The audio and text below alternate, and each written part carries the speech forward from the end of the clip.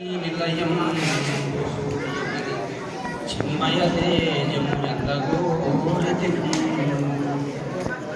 వాణివి లక్ష్మీ పార్వతివి పావనమూర్తివి ప్రస్తుతం నా మనసమందు నిలిచి మంగళ వాగ్జరి సాగను సన్మౌని జనాశ్రిత వరద మన్నన వీరధర్మజా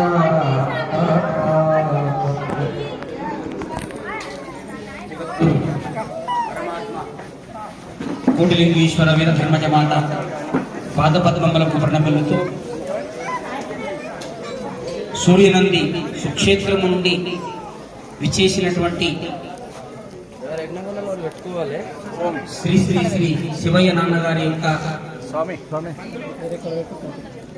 పాదములకు నమస్కరిస్తూ సమస్తమైనటువంటి అమ్మ భక్తులకంతా కూడా ఈనాడు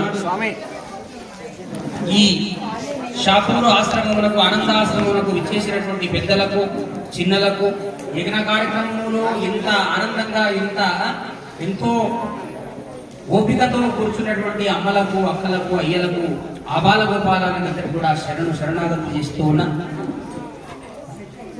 భక్తుల యొక్క మనవి ఏమనగా స్వస్వమే భక్తి అని మనకు వేదాలు చెప్పబడినాయి. అంటే నీ లోపల ఆత్మదర్శనం చేసుకోవడానికి ఇవన్నీ కొన్ని ఉపకరణాలుగా ఉన్నాయి తప్ప వాస్తవికానికి యజ్ఞాలు గాని యాగాలు గాని వ్రతాలు గాని ఇవన్నీ కూడా పై చేస్తున్నటువంటి పూజలు మాత్రమే తప్ప అంతరంగ శుద్ధి కావాలని అమ్మగారు చెప్పినారు. ఈ అంతరంగ శుద్ధిలో శుద్ధ సాత్వికమైనటువంటి గుణము రావాలంటే అమ్మగారు ఎవరూ చెప్పనటువంటి ఒక అద్భుతమైనటువంటి భావనను అమ్మ చెప్పడం జరిగింది. ఆయన గురు సేవ లోపల మీరు ధరించండి, మధ్యమాంసములను వదిలిపెట్టి మీరు ఏ యోగము ఏ విధమైనటువంటి యోగము హఠయోగము కానీ ఆ యోగాలు కానీ ఈ యోగాలు కానీ వదిలిపెట్టండి నాన్న. అవన్నీ కూడా శరీరాన్ని కష్టపెట్టడానికే తప్ప అందుగురించే మహానుభావులు ఏమన్నారంటే భక్తిపూర్వకంగా తనుమన ధనములను గురువుకు అర్పించి ఎవరైతే మధ్యమాంసములను వదిలిపెట్టి తన నిత్య కర్మలను ఎవరైతే చేస్తూ ఉంటారో అటువంటి వాళ్లను తప్పనిసరిగా ఆ గురుదేవుల వారు రక్షిస్తారని చెప్పినటువంటి తల్లి ఎవరు అంటే కోటిలింగేశ్వర వీరధర్మజమ్మ. ఆ విధానంలోనే అది గురించే నాన్నగారు చాలా సార్లు చెప్తారు. ఈ యొక్క షాపూరు ఆశ్రమం అనేటటువంటిది మహామహిమాన్వితమైనటువంటి ఆశ్రమం. ఎందుకంటే అమ్మగారు ఇక్కడికి వచ్చిన తర్వాత శ్రీశైలం వెళ్ళేటప్పుడు ఇక్కడ వచ్చి కూర్చొని అలా ఉంటే ఎవరు అమ్మగారిని తాకేవారు కాదు. అప్పుడు ఆ సమయంలో అమ్మ అలాగే ఉండిపోయిందట. ఒక 24 గంటలు అట్లానే ఉండిపోతే ఆ తర్వాత కళ్ళు తెరిచి నాయన ఇది ఒకప్పుడు కలియుగంలో ఉండేటటువంటి మానవులను ఉద్ధరించడానికి సాక్షాత్తు పార్వతీ పరమేశ్వరులు ఎవరైతే ఉన్నారో ఆ పార్వతీ పరమేశ్వరులు ఇక్కడికి వచ్చి ఆ యొక్క ఆనందంగా నంది వాహనాలై ఈ యొక్క ప్రాంతంలోకి వచ్చి ఇక్కడ విహరించినారు నాయన. అందువల్లనే ఇక్కడ అమ్మగారు ఏమైనారు అంటే తదేకంగా యుగనిష్టలోకి వెళ్ళిపోయినారు. సాక్షాత్తు పార్వతీ పరమేశ్వరులు ఇక్కడ విహరించినటువంటి స్థలము అని చెప్పబడింది. కాబట్టి ఇది కైలాసం కంటే గొప్ప అని మీ అందరికీ కూడా నేను తెలియజేసుకుంటూ ఉన్నా. షాపూరు ఆశ్రమం అంటే షాపూరు ఆశ్రమానికి వచ్చి ఒక్కసారి అమ్మగారి యొక్క పాద దర్శనం చేసుకొని పాదుకల దర్శనం చేసుకొని ఆనందాశ్రమానికి వచ్చి ఎవరైతే ఆ యొక్క పాదుకలను దర్శించుకొని ఆ యొక్క శివాలయాన్ని దర్శించుకున్నారంటే సాక్షాత్తు కైలాసంలో ఉండేటటువంటి పార్వతీ పరమేశ్వరులను దర్శించుకున్నటువంటి పుణ్యము కలుగుతుంది అని చెప్పి అమ్మగారే స్వయముగా చెప్పడం జరిగింది. అంతేకాదు ఆ విషయాన్ని మరి అమ్మగారు మా శతకం లోపల ఒక మాట లోపల చెప్పడం జరిగింది. ఏమని చెప్పడం జరిగింది అంటే పవిత్రమైనటువంటి ఈ భారతదేశం లోపల అమ్మవారు జన్మించడం అనేటటువంటిది అది కారణ జన్ములై అమ్మవారు వచ్చినారు. చాలా మంది ఏమనుకుంటారు అనంటే కల్కి రూపంలో అవతారం ఎత్తినారు అనంటే దశావతారాల లోపల చివరి అవతారాన్ని కల్కి రూపము అని అన్నారు. కల్కి అంటే ఏమని అర్థం ఉన్నదంటే సంస్కృతం లోపల స్త్రీ రూపంలో తల్లి రూపంలో అమ్మగారు వస్తారు అని ఉన్నది. అంటే తల్లి రూపంలో అమ్మగారు వచ్చినా కూడా ఆ తల్లి రూపంలో వచ్చింది, గురువు రూపంలో వచ్చింది, వచ్చి అందరికి కూడా చెప్పింది, నాయన ఆనాడు కృష్ణావతారంలో కూడా కృష్ణుని వెంబడి గోపికలంతా తిరిగినారు, యాదవులంతా తిరిగినారు, ఎంతో మంది భక్తులందరూ కూడా తిరిగినారు. అప్పుడు కృష్ణుడిని భగవంతుడు అని అనలేదు నాయన, ఎవరు గుర్తించలేదు. మరి కృష్ణుడు అవతారం సాధించిన తర్వాత ఏమైనారు అంటే అందరూ కూడా మరి ఆశ్చర్యచిత్తులైనారు అని అమ్మగారు అప్పుడప్పుడు చెప్తుంది. అట్లా అన్నప్పుడు ఏమనుకోవాలి, మనము కూడా అమ్మ అవతారంలో ఉన్నప్పుడు అమ్మనే దైవము, అమ్మనే భగవంతుడు అని భావించలేదు. అమ్మ ఏమనుకున్నా అంటే ఆ ఆశమ్మ పుట్టవకు పుట్టినటువంటి బిడ్డ, ఆమె పేరు మాణికేశ్వరి అని భావించుకున్నామే తప్ప అమ్మగారు కాలజ్ఞానంలో చెప్పినటువంటి వీర బ్రహ్మేంద్ర స్వామి వారు చెప్పినటువంటి వీరభోగ వసంతరాయల అవతారం అని చెప్పి తనకు తానే అమ్మగారు ఎప్పుడు చెప్పలేదు. కాలజ్ఞానం లోపల పంచమాశ్వాసము లోపల వీర ధర్మజమాత ఉద్భవము, వీరత్వంతో ధర్మాన్ని కాపాడడానికి వచ్చినటువంటి అవతారము అన్ని క్షేత్రములలో కంటే కాశీ కంటే కూడా మరి అద్భుతమైనటువంటి క్షేత్రంగా విరాజులుతుంది. ఇది ప్రపంచమంతటికి కూడా సూర్య ప్రకాశములాగా జ్ఞానాన్ని అందిస్తుంది. కాబట్టి ఈ యానగుండెను, ఈ యొక్క మాణిక్యగిరి గుట్టను సూర్యనంది అనంది అని చెప్పి కాలజ్ఞానం లోపల చెప్పబడింది అని చెప్పి మీ అందరికీ కూడా అందుగురించే సూర్యనంది క్షేత్రం అని పేరు వచ్చింది, వీర ధర్మజుల అవతారం అని పేరు వచ్చింది. అందుగురించే జన్మసేవ్యం, భక్తిప్రదం, ప్రయాగ తీర్థం, ప్రయాగ మాధవం యానగుంది అని అంటే మరి అన్ని క్షేత్రములలో మరి ఎట్లా ఉన్నది అని అంటే ఒక గంగ ఉన్నది, ఆ గంగ పక్కకు పరమేశ్వరుడు ఉంటాడు. కానీ ఇక్కడ మన సూర్యనంది క్షేత్రం లోపల చూడండి, దక్షిణ భాగం లోపల అమ్మవారు స్వయంగా స్నానం చేసినటువంటి ఆ యొక్క ఆ రావి చెట్టు దగ్గర ఉన్నటువంటి ఆ యొక్క గుండం ఉన్నది. ఆ గుండంలో ఉన్నటువంటి నీళ్లు ప్రోక్షణ చేసుకుంటే 33 కోట్ల తీర్థాలలో స్నానం చేసినటువంటి ఫలితం కలుగుతుంది అని చెప్పి మీ అందరికీ కూడా నేను తెలియజేసుకుంటున్నాను. అది దైవ క్షేత్రం, అది తీర్థక్షేత్రము. ప్రయాగ మాధవం అని అన్నారు అంటే మాధవుడే అంటే నారాయణుడే ఆ యొక్క సింహాసనం పైన వచ్చి కూర్చుంటాడట. అమ్మగారు నాన్నగారికి ఒకసారి అమ్మగారు అన్నారట, నాయన ఈ సింహాసనము మేము వెళ్ళిన తర్వాత ఎలా ఉంటుందమ్మా అంటే అమ్మగారు అన్నారట, నాయన ఈ సింహాసనం పైన కూర్చునేటటువంటి అధికారము ఏ పీఠంలో ఉన్న వారికి లేదు, ఎవరికి కూడా లేదు. సాక్షాత్తు సర్వేశ్వరుడే ఈ యొక్క పీఠం పైన కూర్చుంటాడు. నాయన మీరు చేసే సేవ మీరు చేసి వెళ్ళండి, ఆ తర్వాత వారే వస్తారు, వీరభోగ వసంతరాయులై వచ్చి ఈ సింహాసనం పైన ఆసీనులై ఉంటారు అని చెప్పి అమ్మగారు చెప్పడం జరిగింది. అందుగురించే ఆలోచన చేసుకోండి, ఈనాడు ఎట్లా ఉన్నది, పరిస్థితి ఎట్లా ఉన్నది మీరు ఆలోచన చేసుకోండి. ఈనాడు చిన్న చిన్న పీఠాలు ఉన్నటువంటి వాళ్ళు మేమే పండితులము, జగద్గురువులము అని చెప్పి వాళ్ళంతా ఆడంబరాలు వేసుకొని వేషధారణలు వేసుకొని సంచారం చేస్తూ ఉన్నారు. కానీ అమ్మగారు ఎప్పుడు కూడా తాగున్నప్పుడు నేను భగవంతుడిని, నన్ను ఒలువండి, నన్నే దేవునిగా ఒలువండి అని చెప్పి ఎప్పుడైనా అమ్మగారు చెప్పినారా? ఇంతమంది నాకంటే జ్ఞానం కలిగినటువంటి వాడు, వయసులో జ్ఞానంలో పెద్దవాడు ఇక్కడ కూర్చున్నారు, ఎప్పుడన్నా అమ్మగారు చెప్పిందా నన్నే ఒలవండి నాయన, నా పూజలే చేయండి అని ఎప్పుడన్నా అన్నదా? అమ్మ అనలేదు. నీవు రామునన్నా గొలువు, కృష్ణునన్నా గొలువు, శివునన్నా గొలువు, మాయమ్మనన్నా గొలువు, మషమ్మనన్నా గొలువు, ఏది లేకున్నా ఒక రాయికి ఆ పసుపు కుంకుమ వేసి ఆ రాయే దైవం అని భావించి మధ్య మాంసములను వదిలిపెట్టి దాన్ని పూజిస్తే ఆ రాయిలో కూడా నేను త్రిశూలం పట్టుకుని దర్శనమిస్తా అని చెప్పినటువంటి దేవత కోటి లింగాలు ఇప్పుడు ఏర్పాటు చేస్తున్నారు. ఎందుకు కోటి లింగాలు ఏర్పాటు చేస్తున్నారు అని అంటే అసలు లింగ రూపం అంటే ఎవరు అంటే సాక్షాత్తు ఆ యొక్క లింగాన్ని కదిలించగలిగినటువంటి శక్తి ఒక అమ్మకే ఉన్నది. అందుగురించే యాదేవి సర్వభూతేషు శక్తి రూపేణ సంస్కృత నమస్తస్యై నమస్తస్యై నమస్తస్యై నమో నమః. అమ్మవారు అయ్యవారి దగ్గరకు రాకపోతే సృష్టి కార్యాన్ని కొనసాగించలేదట.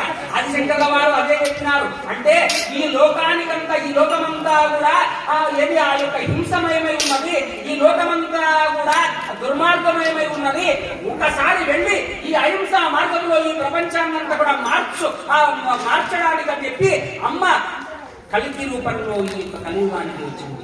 దైవము మానవాకృతిగా కాల్చియు అమ్మగా ఉద్భవించే మా భావములోన బ్రహ్మశివ భార్గవ మూర్తులు అమ్మ రూపమే. పావనమైన తల్లి పద పద్మములను కలలుచు భాగ్యము దేవతలైన బంధువులే దివ్య గుణోజ్వల వీరధర్మజ. 118 పద్యాల లోపల అద్భుతమైనటువంటి పద్యము నా యొక్క కించిత్తు జ్ఞానానికి అమ్మ అందించింది. దైవము మానవాకృతిలో దాల్చి అమ్మ రూపములో ఉద్భవించింది.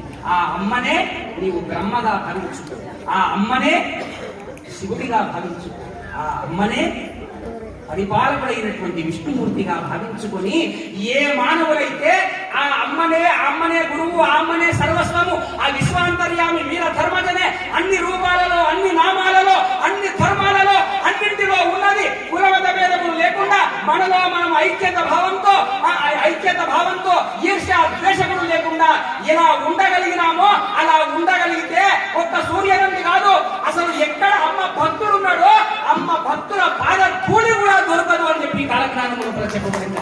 అమ్మ భక్తుల యొక్క పాద ధూళిని కూడా ఈ యొక్క పనపైన రాసుకొని ఓం శ్రీ వీరధర్మ పరబ్రహ్మణే నమః అని మరి ఆహాకారాలు చేసి వాళ్ళు ఆ యొక్క కైలాసానికి వెళ్ళేటటువంటి సమయం వస్తుంది. అందుగురించే అమ్మ యొక్క పాదపద్మములను సేవించడానికి 3,000,000 దేవతలే మహాశివరాత్రి రోజున, ఆ యొక్క గురు పౌర్ణమి రోజున ఏమైతున్నారంటే తలలు వంచి, వాళ్ళ కిరీటాలు వంచి అమ్మ యొక్క పాదపద్మములను సేవించడానికి వాళ్ళకే మరి అవకాశం దొరకకపోతే ఈనాడు నీవు ఎక్కడో ఒక మార్పులలో ఉన్నటువంటి ఇంతమంది భక్తులను మనము అమ్మ గురించి మధ్యమాంసాలను వదిలిపెట్టుకొని అమ్మ యొక్క పాదుకలను మనం దర్శించుకొని అమ్మ సేవ చేసుకున్నాము అంటే ఎంత భాగ్యమో మీరు ఒకసారి ఆలోచించండి. ఈ భాగ్యము ఏ మనవైనా దొరుకుతుందా? ఏ దేవతలకైనా లభించిందా? మీరు ఆలోచించండి. ఏ దేవతలకు కూడా లభించలేదు. కాబట్టి అమ్మ కులమత భేదములు లేకుండా, వర్ణ భేదములు లేకుండా ఈ లోకాన్నింటిని కూడా ఒక్క మార్గంలో తీసుకురావడానికి ఓం నమో గురుదేవా, ఓం నమో గురుదేవా మీ పాదములే శరణాగతి, ఓం నమో గురుదేవా, ఓం నమో గురుదేవా, ఓం నమ గురుదేవా మీ పాదములే శరణాగతి, ఓం నమ గురుదేవా. ఎంత అద్భుతమైనటువంటి మూల మంత్రం. ఈ మంత్రం ఎక్కడైనా మీరు ఆలోచించినారా? ఉన్నదా? ఎక్కడైనా ఏం చెప్తారు? అష్టాక్షరి జపమని అంటారు, పంచాక్షరి జపమని అంటారు, తర్వాత ఏదో పంచదశాక్షరి జపమని అంటారు, ఏదో అమ్మవారి మూల మంత్రం అని అంటారు. కానీ అమ్మ 1,000,000 మంది జనం లోపల ఒకటే ఒక మాట చెప్పింది, ఓం నమో గురుదేవా, ఓం నమో గురుదేవా మీ పాదములే శరణాగతి, ఓం నమో గురుదేవా. అందులో ఎంత గొప్పతనం ఉన్నది, ఎంత మహామంత్రం అది. ఆ మంత్రాన్ని తదేకంగా మన ధనువులను అర్పించి ఏ మానవుడైతే జపం చేస్తాడో, ఏ మానవుడైతే మధ్య మాంసాలు వదిలిపెట్టి ఎక్కడ ఉన్నా, కారు అడవిలో ఉన్నా, వాడు భవనములో ఉన్నా, యజ్ఞ వాటికలో ఉన్నా, వాడు మరి నడి సముద్రంలో ఉన్నా, ఈ నామాన్ని తీసుకొని మధ్య మాంసాలను వదిలిపెట్టి నన్ను స్మరిస్తే తప్పక నేను కాపాడడానికి వచ్చినటువంటి అవతారం అని చెప్పిన అవతారము కోటిలింగేశ్వర వీరబ్రహ్మణ్య అవతారం. కాబట్టి భక్తులారా, ఇంత అద్భుతమైనటువంటి గురుదేవుని పెట్టుకుని మనం వక్ర మార్గంలో పోతున్నాం. నిజంగా చెప్పాలంటే పంట చేను విడిచి పరిగలేరిన ఎట్లు అని ఒక మహానుభావుడు అన్నాడు. పంట పండించుకోరా అని గురుదేవుడు మనకు చెప్తే ఆ పంటను విడిచిపెట్టుకుని పరిగలేరడానికి పోయినాడు. అట్లా ఉంది మన యొక్క సంసారం అంతా కూడా. కాబట్టి సంసారాన్ని చక్కబరుచుకుందాం. భవసాగరాన్ని దాటడానికి మనకు గురుదేవుడు ఉన్నాడు. గురుదేవుడి యొక్క నావ పైన మనం పయనిస్తూ ఉన్నాం. మనకేమి చింత? ఏ విధమైనటువంటి చింత లేదు. చింత ఏలనే మనసా, గురు చింత చేరవే మనసా. ఆ గురువు యొక్క చింత మనం చేయము. కాబట్టి మనమంతా చింతలు విడిచి అన్ని చింతలను కూడా, అన్ని మన కర్మలన్నింటినీ కూడా ఆ అమ్మవారి పాదపద్మములకు నమస్కరించి, అమ్మా నీవు ఏమి చేసినా అది సంతోషమే, నీవు ఎలా ఉన్నా సంతోషమే, ఎట్లా ఉన్నా కూడా అది నాకు సమ్మతమే అని భావించుకున్నాను.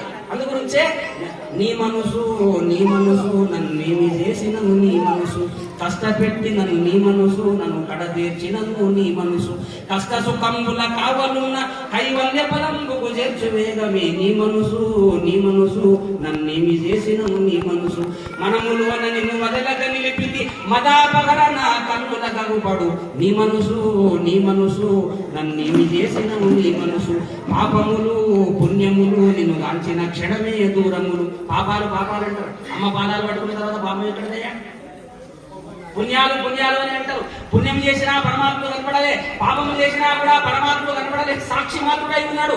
పాపములు పుణ్యములు నీవు కాల్చిన క్షణమే దూరములు, పాప పుణ్యముల కంటకుండా కను పాపల వెలిగడి కరుణామనుడవు నీ మనసు నన్నేమి చేసినను నీ మనసు, తలిచెదను విన ధర్మజనామము మరువకను తలిచెదను విన ధర్మజనామము మరువకను ధరలో శ్రీ